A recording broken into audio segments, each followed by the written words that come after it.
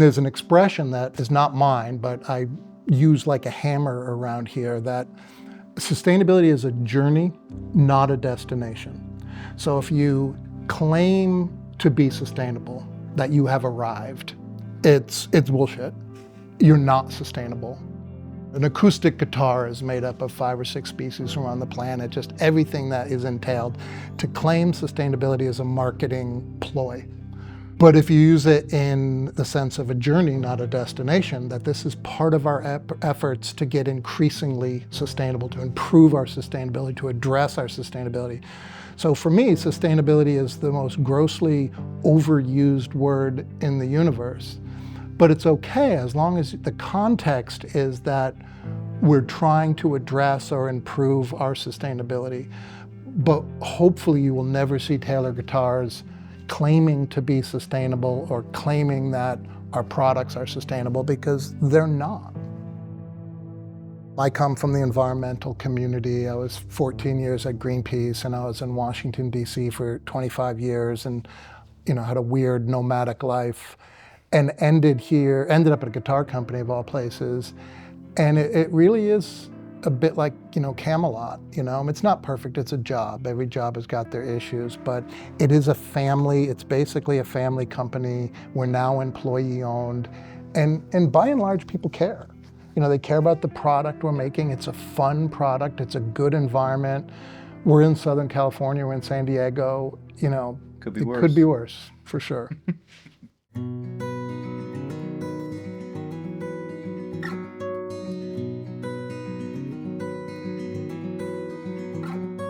When a company starts, it's usually started by a founder who's asking themselves, what can I offer to my customers? If I'm a guitar maker, what can I build for these musicians? Later on, let's say that turns into a company. You start adding more people, you have some employees. Oh, we got to work more on the accounting. We add an accountant. We got to work more on this. We got to do. So you start to accumulate and form a company around that central activity. But the purpose was intact. The purpose was, I want to serve these musicians. We like to build great instruments and make it a good value and a fair deal for music makers. We're going to invest in the inevitable. Yeah. And when we look at the future, we go, well, I love building guitars out of wood. I want to build a wooden instrument because I know the lifespan ahead of it. I know how ecologically sound it can be. I know how gratifying an instrument like that can be to play and own and hold. And there's something that's just so uniquely human about that experience of building and playing a wooden guitar. Yeah. But what I can also see is that the materials we have available are different than the way that they were even 10 years ago, but certainly 50 years ago or 100 years ago. I've worked on a lot of old guitars. I've been building guitars a long time. I've seen changes in the material just in the 30 whatever years that I've been building guitars. One of the big ones is that the pieces of wood aren't as big. Yeah. Well, the old growth's disappeared, Yeah. of course. I mean, it used to be that the size of a spruce tree would be as wide as my arms. Yeah. Right? You go to hug a tree, you're not going to get your arms around it.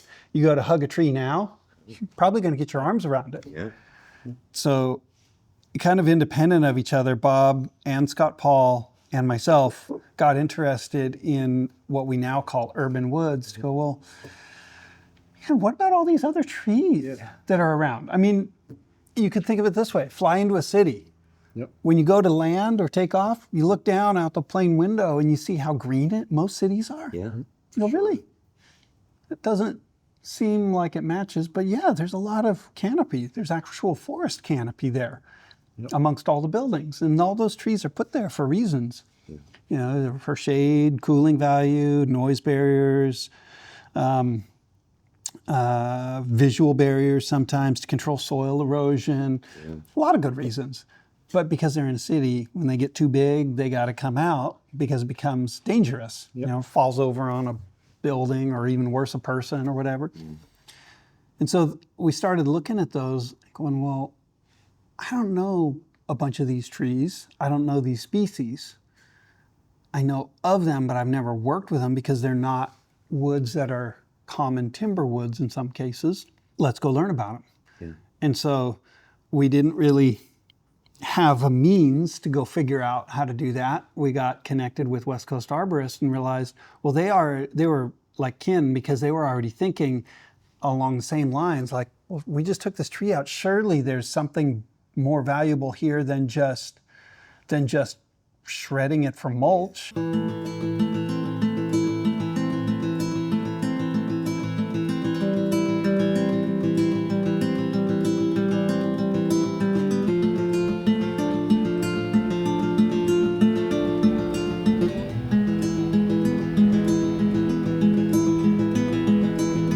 Eucalyptus. This is blue gum eucalyptus. We got valley oak over there, redwood, elm, black walnut. You guys like figs? Yeah. This is a fig tree. This tree is the widest tree native to Japan, Cinnamomum camphora, and they make Vicks Vapor Rub out of this. Oh, okay. So it's pretty incredible. If we get a chunk here,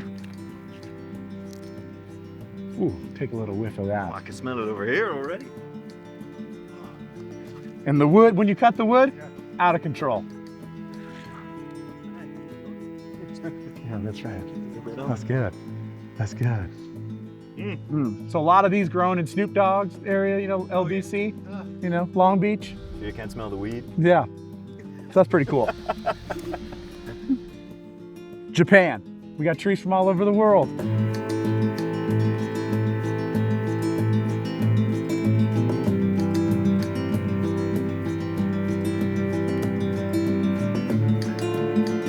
Well, thank you guys for joining us here. This is our main conference room at West Coast Arborists.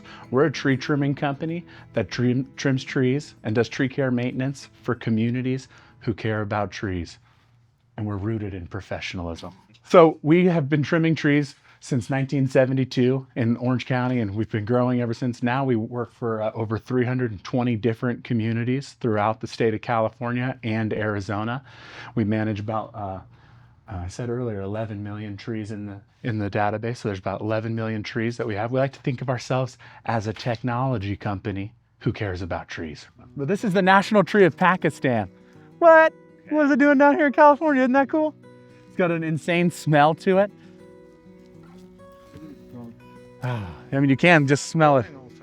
Also, yeah. That's nice. And the top of them, or you can always tell a deodar cedar because the top of them are kinked over. They look very whimsical. That's also a holy wood in the Hindu religion. Okay. And I guess Deodara means godlike figure. So in like the Himalayas, the priests would live under the deodar trees. But this is one of the most widespread trees in the US. Pretty cool.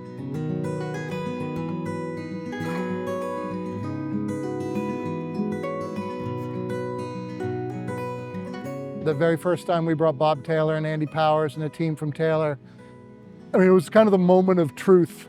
You know, all this kind of work. But if they didn't find tone wood, then we had nothing. Yeah. And they kind of took off in different directions. And it was amazing to me that they both gravitated to the same species as potential tone woods. Like, we knew black acacia that grows here and walnut that grew, that we knew those would work.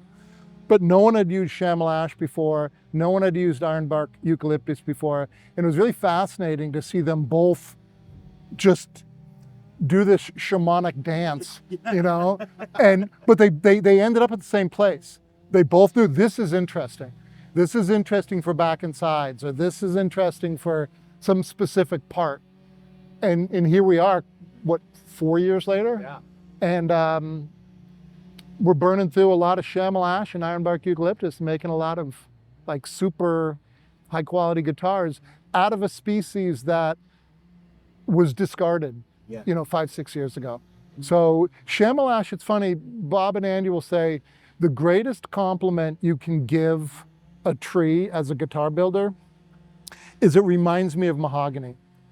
And the only greater compliment is it reminds me of old mahogany.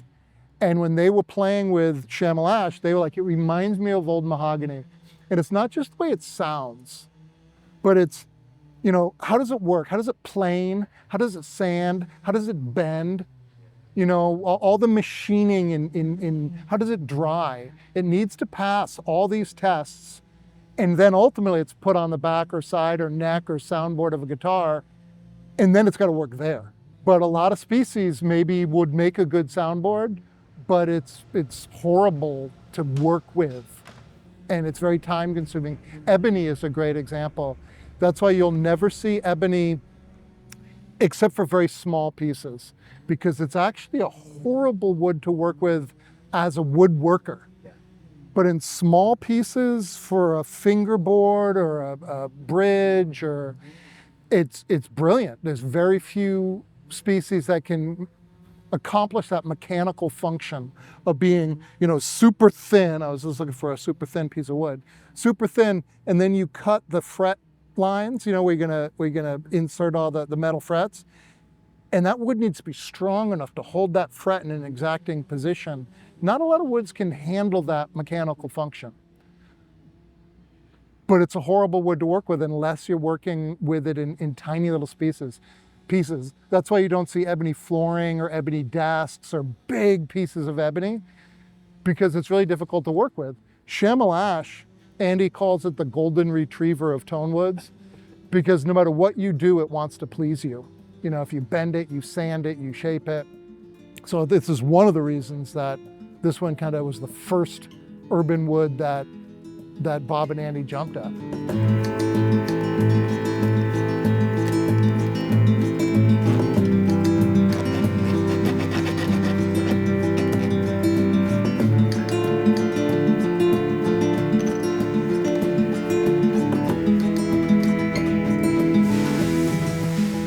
Taylor Guitar started in 1974 with Bob and Kurt, and they were 19 and 21 years old, and they were working at American Dream. American Dream was the company where Bob and Kurt were working at, and that's where they met. They started Taylor Guitars the very first day. They were really excited, and it never rains in California except that day. That week it just flooded. So the very first day they were met with adversity, and there's pictures of Bob, Kurt, just getting all the water out of the shop. Imagine the first day coming in all excited to build guitars. The floor is flooding. Everything's flooded. The entire shop is flooded. To the point, I think they were in the parking lot canoeing because there was so much water. And so they were with adversity right at the gate. But one of the things that has sustained Taylor Guitars over the years is the innovation. And that innovation, that creativity, comes from Bob and Kurt, and it carries all through the company. Over here, what I wanted to point out is, I don't know if you guys, I didn't know this. You can't tell if an ebony tree is solid until you cut it down. I didn't know that. I did not know that. But what even blew my mind even more is that Bob, searching for ebony, found that there, for every 10 trees they would cut, they would leave, 9 wouldn't be solid. They'd leave 9 on the forest floor, which is a waste. And Why? because it was not solid black. Oh, Not solid black, but it's still ebony. It's still ebony. Bob thought this is outrageous. We all think it's outrageous. And so he started the Ebony Project, where we've now planted thousands and thousands of ebony in conjunction with many, with a couple of groups. And probably our sustainability officer, Scott, can tell you more about it than I can. But it's amazing. But this is something that just really blew my mind. Yeah. And so now we're using all of the ebony, and all the ebony has this amazing color streaks through it. And we now have some artists come in and want to pick up the fingerboard. Because if you have a fingerboard with a certain streak, let me see if I can find one here. See if I got lucky. Well, no, almost. Oh, here's one right here. There you go. So you see this right here.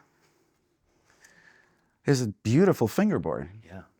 So if you have this fingerboard, you're the only one that's got this fingerboard, as opposed to solid black, right?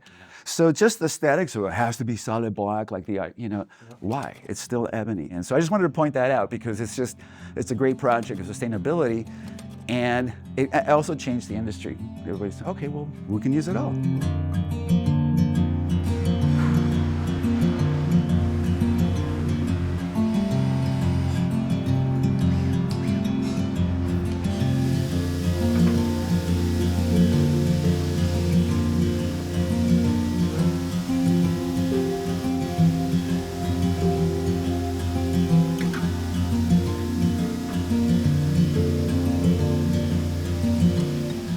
One of the things I wanted to just point out that always kind of surprises people, that this is the waste bin. It's not a big truck. So this is all ebony, and we use every single part of the ebony. And what these are, you guys are going, these aren't part of guitars. These are blanks. These are, we have a deal with Buck Knives, and these are the handles. We make the ivory handles. All of this then gets crushed into that and put into those containers, and when those are full, they get taken. But I always want to point out there's never a big amount of waste. We try to keep really, really minimal amount of waste. And out of those 4x4 is about what's left over. Wow. I think that's a maple. So very, very, very, very little waste. We try to maintain that. We have an entire green team here at Taylor keeping everything. Bob, Kurt, and Andy, we're all really big on maintaining the resources, because don't want to run out of wood to make cool guitars. Yeah, I love that. We are making our own cutting boards or kitchenware from the fall off of guitar wood, of guitar parts, okay? And we're not doing that to become the biggest name in kitchenware. We're doing it to use up more of the materials that the forest gives us. Whether it's cutting boards, whether it's knife handles, guitar making, we've been looking at this for years and years. How we make our neck, the Taylor neck, is with that in mind. That was first and foremost, is Bob looking out into the future and realizing, wait, if we continue to make necks the same way, there isn't going to be enough mahogany to go around for all of us, not just Taylor, but for the industry. And same with the ebony. When Bob decided, you know what, we're gonna use all the ebony, not just the jet black ebony. It's that idea of sustainability, is using what the forest gives us. During the process of making a guitar, whether it's reusing sawdust or using sawdust for local landscaping companies, they pick up our sawdust, or keeping all the fall off that comes off a process and saving it for a future day, like to come up with a different idea. And we do that a lot here. We don't just throw things away, we save them to decide later, what are we going to do with this? Because there's a use for it.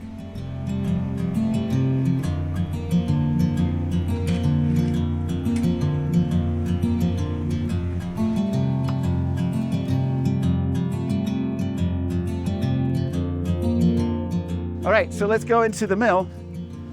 All of the wood is cut in the mill here at different times. So depending on the day, they'll run necks, or they'll run backs, or they'll run tops, or whatever parts they are. But this section here is where you start seeing the neck blanks, and you see all the numbers to keep them all intact with the heel joint and the neck joint.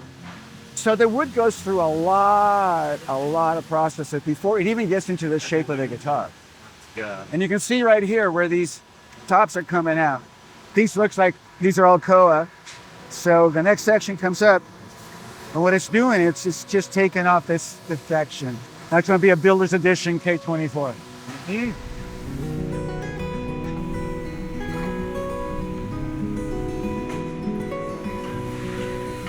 My main responsibility now is making sure Andy's ideas, become reality and producible out in the factory. So we have a giant team of talented folks who make all the fixturing and tooling and machinery, as well as program all the inlays that we produce.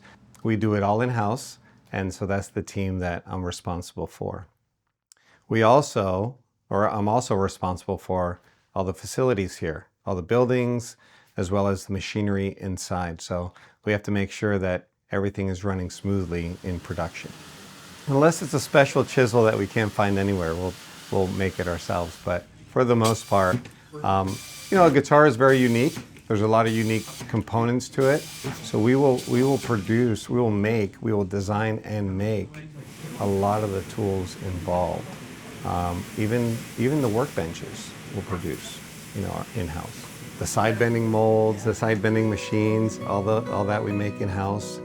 We're starting to do a lot of more automation in-house.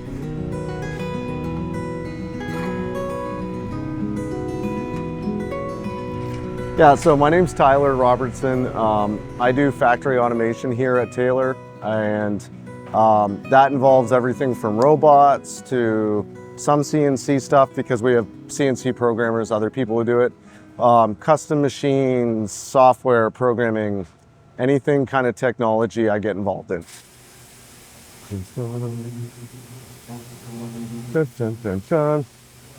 All right, so these are buffing robots. We had buffing robots before.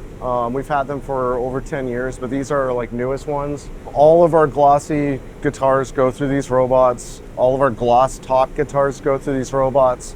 Satin finish, we don't buff on the sides or the back. So we still have buffing wheels in this room. You'll still see people buffing. They're often like, they might see some spots that they want to blend together a bit. That's what we do. So these buff, depending on the program, it'll be, 90%, 95%, and then there'll be some finish buffing that we do by hand. So you get all the elbow grease done by the machine? Exactly. Yeah, and it's, I've buffed enough to know that It's really unhealthy. it is hard. It's hard work. I'd rather buff a guitar that came off a robot. Automation at Taylor is also something I want to talk about, where we're making a handmade product, right? Well, you can't really scale that by just hiring a whole lot of folks and teaching them how to be luthiers. That's not something that is a skill really that's taught anywhere. So we have a good combination here. We have a combination of luthiers, production folks, but then we have to insert some automation, whether it be robotic spraying for finish, robotic buffing.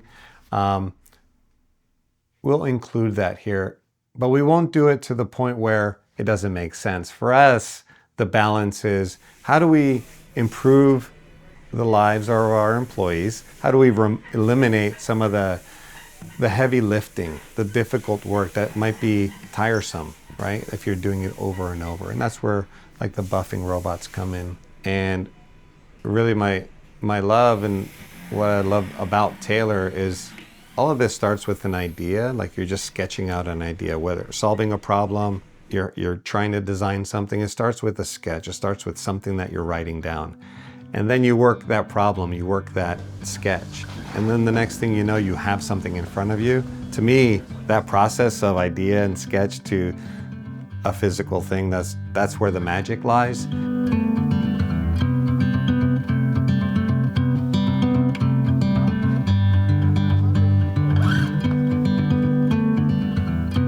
The chamois ash, what we call urban ash, that is a wood that just wants to make you happy. It's like, oh, this stuff is like a dream. It does everything that you would want a piece of wood to do. It behaves well, it saws well, sands well, glues well, finishes well, can be dried, can be sawn, it's just great, and it sounds really good. It's like mahogany in that I can use it as a top wood or a back wood or a side wood. I've done some necks with it even. It's great wood. That was one that was so similar to the mahogany we were already accustomed to. That was the easiest one to introduce first because it was like very similar. Yeah. The red ironbark is another one that was a very beguiling wood. That one took me a little bit more head scratching to figure out because certain characteristics that I expected out of it didn't match the reality. It's a very hard wood, incredibly dense, quite heavy. It's like a cross between some rosewoods and ebony. I mean, it's one of the woods that will sink in water. Oh, okay. It's heavy and dense. It originated from Australia originally. Yeah, it's a eucalyptus species originally, but it's a species that it gets its name from the bark. So it has this dark, almost black and very rough, almost looks like wrought iron kind of bark on it. And so I was working with that wood going, well, typically when I dry a piece of wood that's this hard or this dense, it'll want to twist in weird ways, it'll crack easily, it'll do, so you got to manage it in different ways. This stuff behaved better than I expected.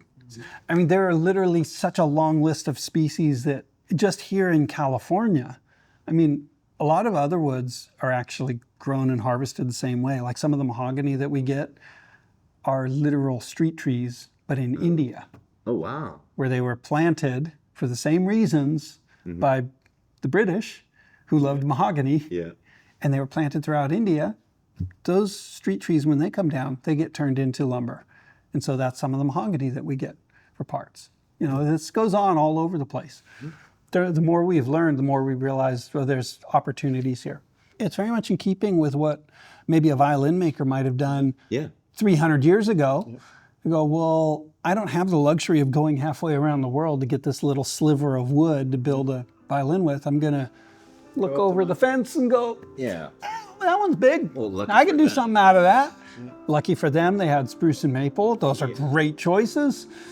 And so if it was different materials, you could be reasonably assured that the design would have developed in a different direction based on the characteristics of different ingredients.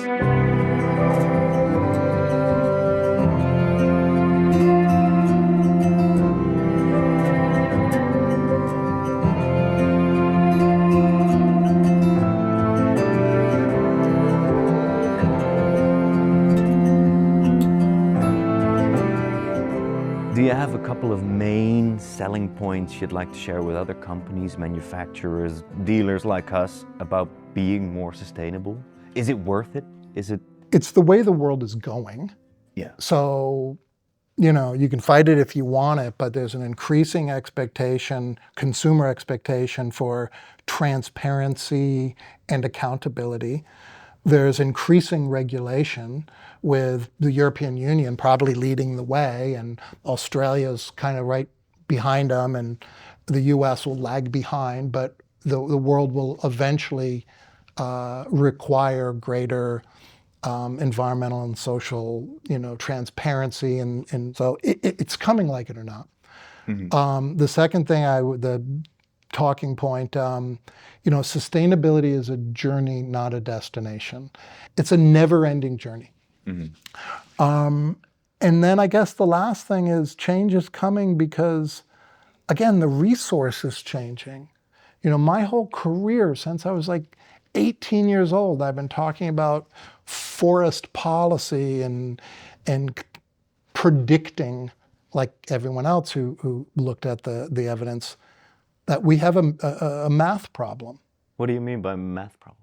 Well, we had 7 billion people. Now we have 8 billion people. Our consumption of natural resources is staggering. Yeah. And it's based on the fact that, why do we use old growth? Because not that long ago, that's really all we had. Yeah. Everything was old growth. Yeah. So it wasn't even a problem. It wasn't even a moral conflict, you know, it's just like that was what was available. Now, intact forests, old growth, it's a lot scarcer than it was just a generation or two ago. But everywhere you look, the resource is changing. Yeah. So it's just a reality. You can keep your head down and keep whistling, and maybe you get to retirement, but everyone at your factory is not going to get to retirement before serious trouble starts to happen in terms of, but it's not serious trouble in terms of, if you prepare, if you only build the guitar that your parents taught you and their parents taught them, you're going to be in trouble. Yeah.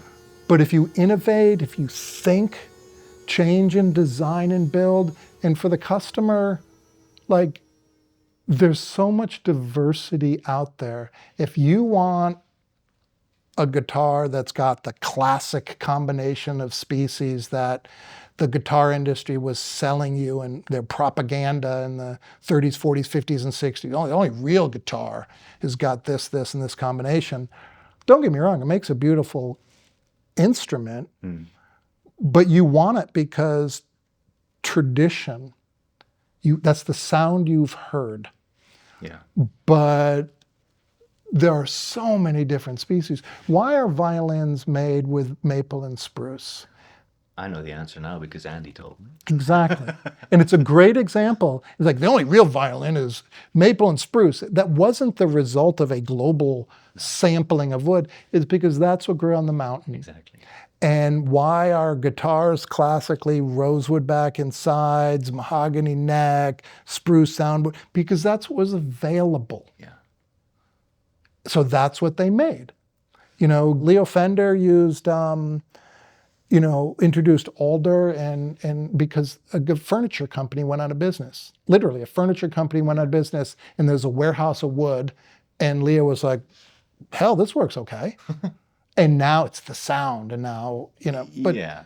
So again, when you're looking to buy a guitar, forget all that propaganda. Just check out a couple of different ones, and one will speak to you. One will fit your voice, one will fit your fingers, one will fit your breathing, one will just feel right, and you'll know it. Buy that one. Don't buy what it says on the headstock, or don't buy what somebody told you, oh, this famous player only plays this. It's like, whatever. Yeah, that's what was available to him back in the day. Yeah, that was available to him back in the day. And chart your own path, make your own destiny. There's 57 combinations of tone woods that each produce a slightly different voice. Shouldn't that be celebrated?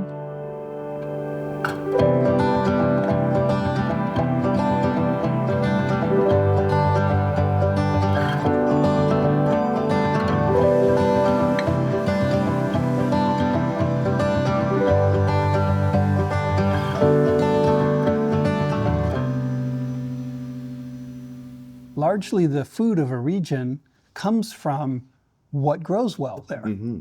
So they develop a style, a culture of cooking, a set of flavors.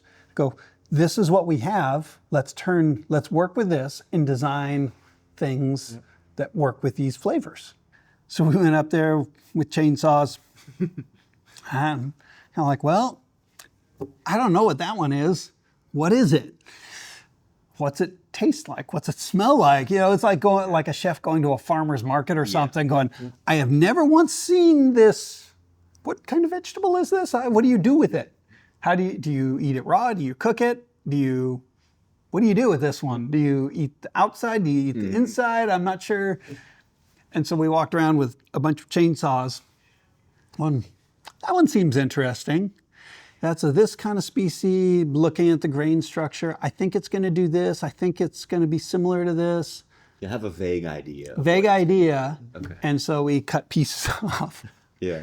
Loaded up the truck with a bunch of chunks of tree. Went, okay, let me go do some cooking.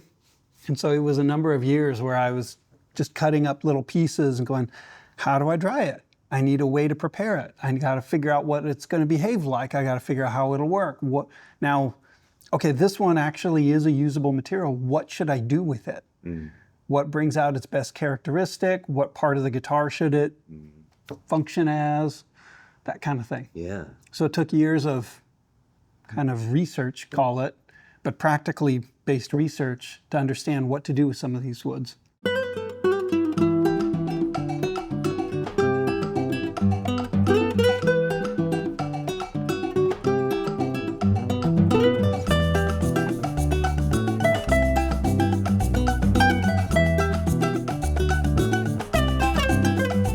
Right here, we're at the growing grounds, my brother.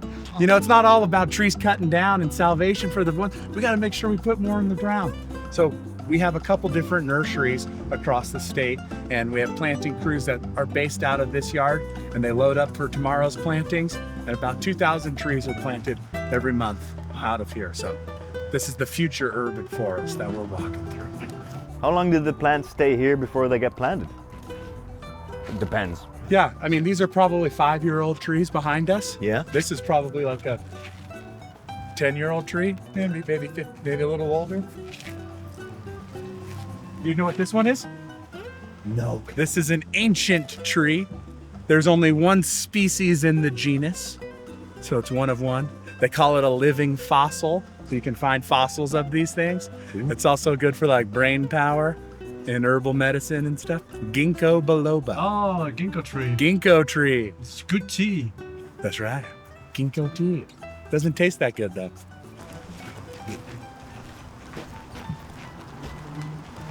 So all this iron bark is all the iron bark that did not meet the cut for good guitar parts.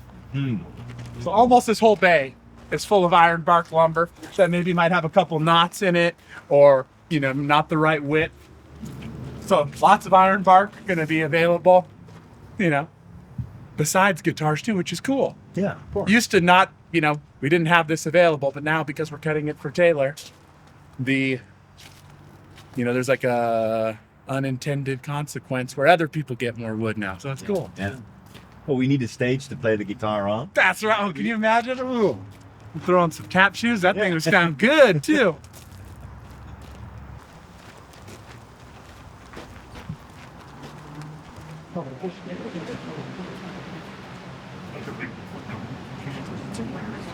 So this was all rejected guitar parts. Rejected for, a couple different reasons. Maybe there was a knot, maybe the thickness was off a little bit, but even all the parts that weren't used for guitars are still getting used. Quarter sawn elm, big redwood bench. So this is Tasmanian blackwood. Yeah.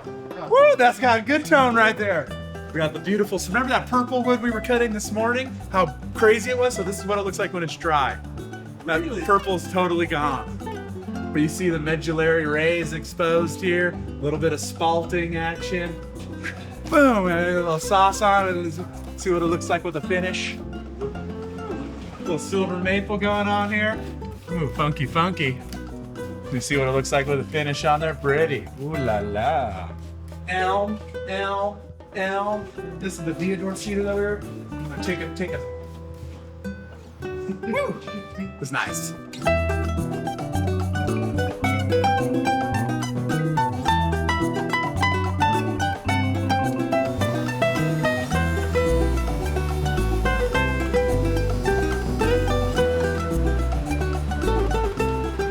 In 1992, Brazil hosted the Earth Summit. I don't think it's a complete coincidence that a few months before they held the Earth Summit, Brazil, out of nowhere, took Brazilian rosewood, which was the staple, it was the backbone of the guitar industry, and they moved it right to what they call Appendix 1 of CITES, which basically takes it off the menu. So Brazilian rosewood's, that's not off the menu, but it's a specialty order and you gotta have all your papers. So that one's getting wobbly. Other than that, there's a lot of species that you increasingly you need to document. You need to be digital. You need to be at your fingertips, be able to prove where you got the wood from. Thankfully for me, Bob and Andy deeply care about we can get it from there, but is this an ethical place? Do we really want to be operating with this species in this country? They care. So we have a moral compass that helps guide us towards certain choices. Yeah. And I'm actually really impressed. A Greenpeace guy ending up at a guitar company, I was like, all right, what's this going to be like? Yeah. But our wood buyer, Chris Cosgrove, continues to astound me how serious he is, and just like, no, we're not dealing with that place. We can get it. We might even be able to get it cheap, but we're not dealing with that place. And so it's comforting. But that choice can only be made on the basis of a moral compass, I imagine. Well, you need a moral business. You need a moral compass, and you also need the knowledge. Yeah. And the problem is a lot of large wood users, furniture makers, instrument makers, they're removed, they're separate from where the wood is coming from the community or the company that sources. Not all of them. A lot of companies have that knowledge. I don't think anyone has a more intimate understanding of where all its wood comes from, and that information allows us to utilize our moral compass. So you need a moral compass, but you also need the knowledge of a real firsthand understanding. And I'm not talking about like a trip to visit them. I'm talking about a trip to visit them every year and spending 3 or 4 days, in a tent or in some crappy hotel, because you need to really get an intimate understanding of what's happening and also understand what are their challenges. Because if you found a community that you have a good relationship with, and for any number of reasons that community starts to struggle producing the timber for any number of reasons, if they can't do it, that hurts you. But if you know that, you can intervene. And there are years that we buy wood that we don't need because it keeps that village afloat. Oh, yeah. Or we've just find out in Cameroon, some of these places are really struggling because they don't have fresh water. So we've arranged for a few wells to be put in a few places. We're not the only company that does this stuff, but we need to take care of the communities that supply us the wood, because if they go under, it's also bad for us. Yeah.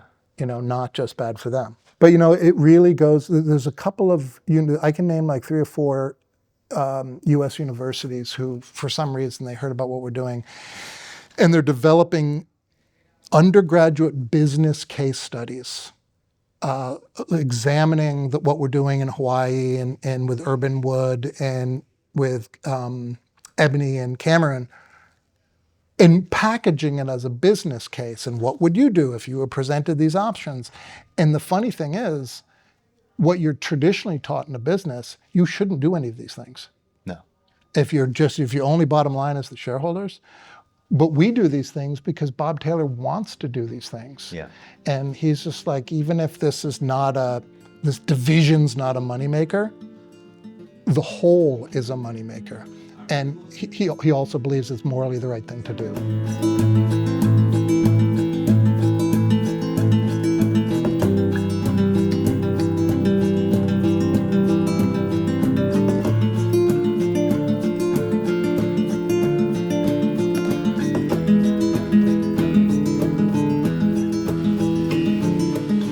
A lot of the history of urban wood use, it's like the guy who cuts the wood is also the artist who makes something unique and funky, and I hope you like it. Yeah. But a lot of people who want wood, they want to build what they want to build.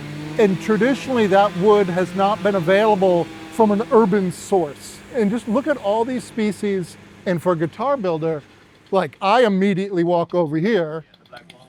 We got the black walnut. The redwood is also interesting, but John will know if it's guitar quality.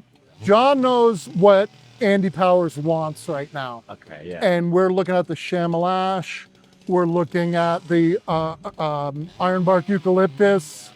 Black acacia is always nice and tasty.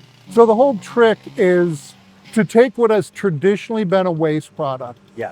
And if you're lucky, it's firewood or maybe mulch. But historically, a lot of this stuff's just got landfilled. Yeah. And then especially here in Southern California, because you've got so many people here now, they started telling the arborists who've been in business for 50 years, you can't dump this stuff anymore. Yeah. The landfills are filling up. It's too expensive to dump it. So almost out of economic necessity, they're like, well, firewood, that was like the first thing. They can get rid of some product and make a little bit of money. And then they're like slab tables. And then we met. Yeah. And guitars started being a thing. And now the dream is that everything you see is really an example. Yeah. That we hope others come in and build an economy. Yeah. Because we're not really going to move the needle doing what we're doing. But if people see what we're doing, then we can scale and maybe get more urban trees planted, get more value out of the urban trees when they come down, so they're just not chipped and mulched and burned. Yeah. And we've only got it's pretty primitive right now in terms of the products that are made from urban wood, but the sky's the limit in terms of what could be done. And the other thing, especially in a place like the Netherlands or much of Europe, not just city trees, but kind of reclaimed wood from houses. Yeah. Like these houses were built hundreds and hundreds of years ago from trees that were hundreds and hundreds of years old when they built them. Yeah. And if you can salvage some of that wood, it's kind of like being cousins, urban trees and reclaimed wood from old houses. Yeah. That we're claiming that wood, we're reusing that wood, we're creating jobs or sequestering carbon. Yeah. We really need to make that a reality.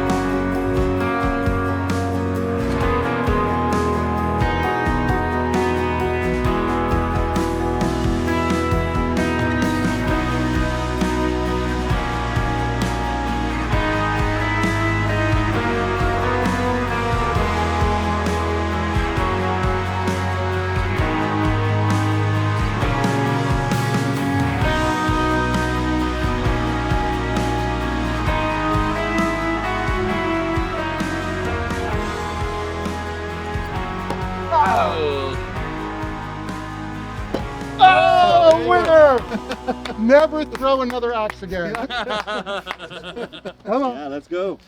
Oh, dang. This is Modesto ash. Funky, funky. Also, the wood's like twice as hard as shim, so not all ashes look the same. Ooh la la. North Indian rosewood. Ooh la la la la. Oh. This is Himalayan cedar. This is California cedar. This is what they make number 2 pencils out of. This is what they make the Pope's casket out of. Funky, funky.